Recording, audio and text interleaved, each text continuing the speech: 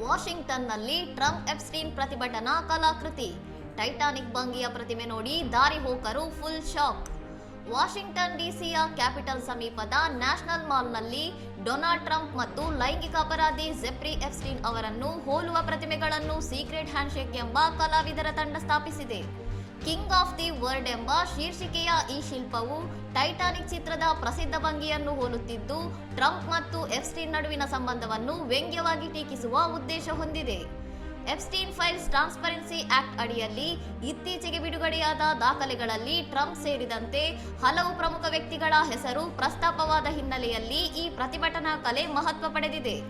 FBI ಬಿಡುಗಡೆ ಮಾಡಿದ ಹೊಸ ದಾಖಲೆಗಳ ಪ್ರಕಾರ 1980ರ ದಶಕದಲ್ಲಿ ಅಪ್ರಾಪ್ತ ವಯಸ್ಕಳಾಗಿದ್ದಾಗ ಟ್ರಂಪ್ ತನಗೆ ಲೈಂಗಿಕ ಕಿರುಕುಳ ನೀಡಲು ಯತ್ನಿಸಿದ್ದರು ಎಂದು ಮಹಿಳೆಯೊಬ್ಬರು ಗಂಭೀರ ಆರೋಪ ಮಾಡಿದ್ದಾರೆ. ಈ ಪ್ರತಿಷ್ಠಾಪನೆಯನ್ನು ನಿರ್ಮಿಸಿರುವ ಅನಾಮಧೇಯ ಕಲಾವಿದರ ತಂಡವು ಈ ಹಿಂದೆ ಕೂಡ ಟ್ರಂಪ್ ಮತ್ತು 2021ರ ಕ್ಯಾಪಿಟಲ್ ದಾಳಿಯನ್ನು ವಿಡಂಬನೆ ಮಾಡುವ ಹಲವು ರಾಜಕೀಯ ಕಲಾಕೃತಿಗಳನ್ನು ಸ್ಥಾಪಿಸಿ ಸುದ್ದಿಯಾಗಿತ್ತು.